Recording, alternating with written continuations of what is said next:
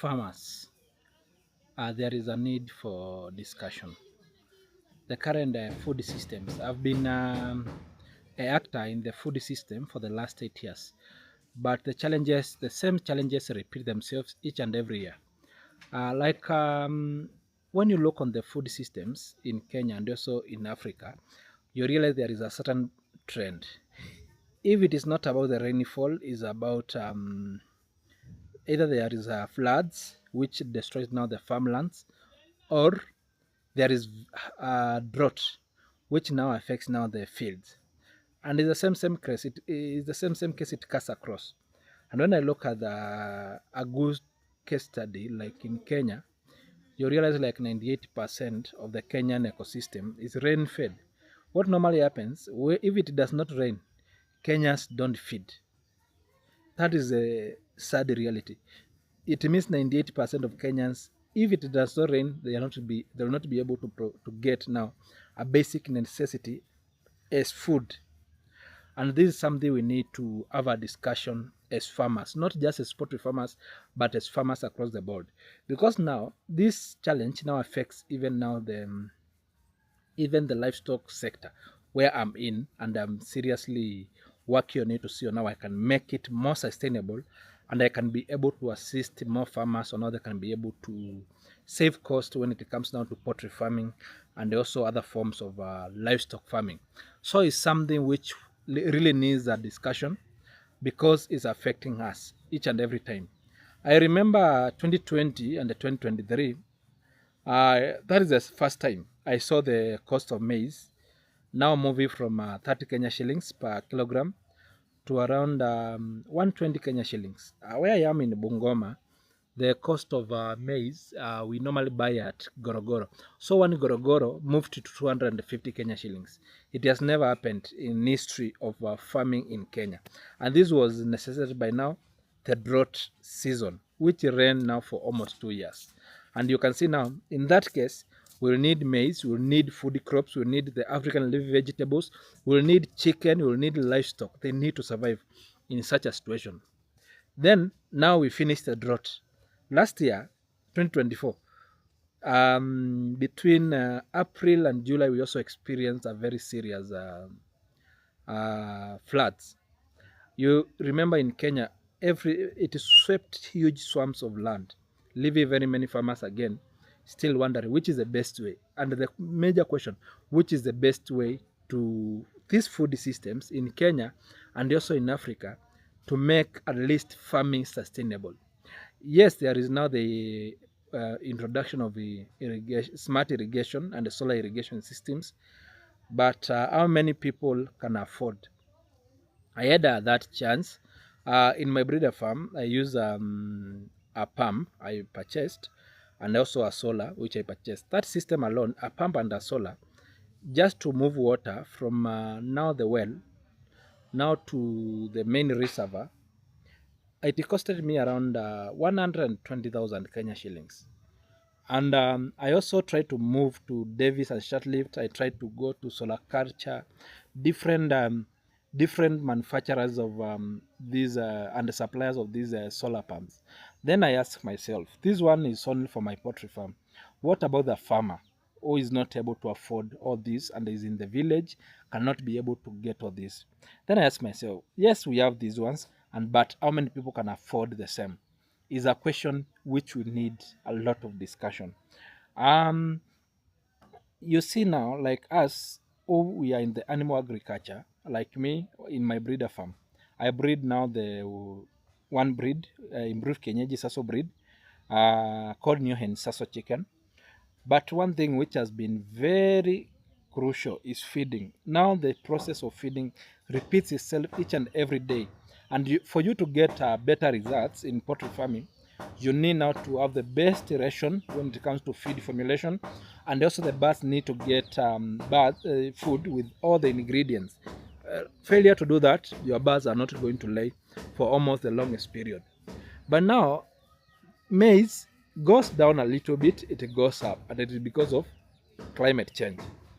So it means now I cannot be able to predict, and the majority of farmers cannot be able to predict how much they are going to make during that period. The good thing this year, I tried to do something. I purchased around 200 bags for maize, but I've realized I've remained with very few bags of the same, and I need now to feed my poultry farm. I realized I'm remaining with them. I purchased around 200 bags, but I use around 1 ton of feeds every 5 days. So they are very small, and it is going to repeat itself. It means now in January I'm going to purchase maize at around 4,000 to 5,000, and I have to maintain the cost of chicks. I have to maintain the cost of production. Like the end product, you cannot now add the cost because now the maize went up. You have to now to look on a way as a farmer on how you are going now to balance that math so that you may not be able to make a loss in that manner. So it's something which is mostly affecting very many farmers. In our case in NEO-HEN farms, we are trying at least to assist farmers to run sustainable poultry farms. Very many farmers have been making a mistake when it comes now to poultry house construction. Like on the previous video you saw, there is that poultry house I did for my client for around 400 chicken. So the client will be able now to start at that point, and the good thing with the client is he is prepared. He has some sunflower, he has some maize, and he has some what do we call it, soybeans at the farm, and he will be able to run his farm with ease because he has at least produced some. But now the challenge is still escalating, so it needs a discussion. Farmers, either in any sector, we need a discussion. What can be done to ensure that farmers are able now to move or are able now to make something from agriculture? Because majority are quitting because they are making no money. So you need to plan yourself. So with these poultry houses, we ensure that the client gets well ventilated poultry houses. They will not be affected by heat stress. They will not be affected maybe by very strong winds. We ensure that we look on very many factors like the orientation, things to do with the ventilation, things to do with the roof height. There are very many things normally look into before we deliver a poultry house to a farmer to ensure also that the farmer does not suffer for the second time due to maybe a poor design for poultry houses. I've been delivering these poultry houses for the last 3 years. We have been able now to get to build around the last 3 years. We've been able to do almost 30 projects, the poultry houses, and we have been able to stock them and to work with the farmer step by step.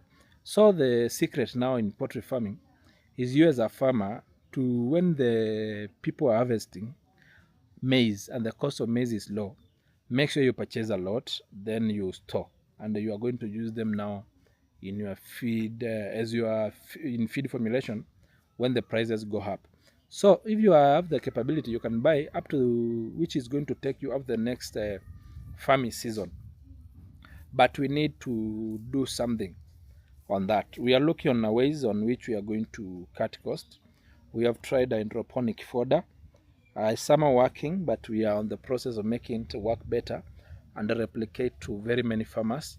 We have also been checking on other alternatives of poultry feeds, and we are seriously researching with my team to see what can be done to poultry farmers, at least to boost their production in their poultry farms. So if you are there and you don't know where you are going to start, maybe in poultry farming, I'm an expert in the same, you can be able now to reach out to me. My number is always there on the bio, but I can be able to give you still here. 0717 21 30 83. That is my number. If you are not from Kenya, it's +254, then 717 213 083. And we'll be able now to get into a discussion and see on how you can be able to start your poultry farm. I have seen very many farmers also don't understand about poultry farming models, which also makes them make another mistake now when it comes now to making now the investment. You need also to have knowledge on which model is going to work for you and which model will be more sustainable now for you as a farmer. For example, me, I started with a model which was funny, but at least I thank God I learned from it. I started by procuring chicks from people who were hatching, brooding them and selling them at any age. And I realized it was the best because within 1 year I grew from around 50 chicks to around 1,000 chicks within a period of 6 months to 1 year. And I realized this is the best way to learn, because each and every time every batch was giving me totally different knowledge until I reached higher numbers and I was able to control and command high numbers of chicken. So you can be able to rethink about it and go see, or now you can be able to go about it and come up with something which is going to assist you, cut costs in your breeder farm or in your poultry farm, so that you may be able to understand. The other model is like the broiler farming, but you need to have a market. You have a model of having now the commercial layers, which you can also brood or keep them for eggs. So you need to be able to make the decision personally as a farmer, which is going to cut you the cost. Sorry, somebody is calling me. I will be calling him after this session. So we need a discussion as farmers, not just poultry farmers, but also farmers in every sector. What can be done at least to prevent these challenges which are affecting farmers across the world? So the models, I am conversant with almost all the poultry farming models. You can be able to reach out to me and I'll be able now to have a discussion with you when it comes down to poultry farming, and we'll be able to walk with you the journey up to the end. So guys, I want to appreciate you for your time and also for you taking enough time to listen to our videos. So as always, we'll be continuously training you on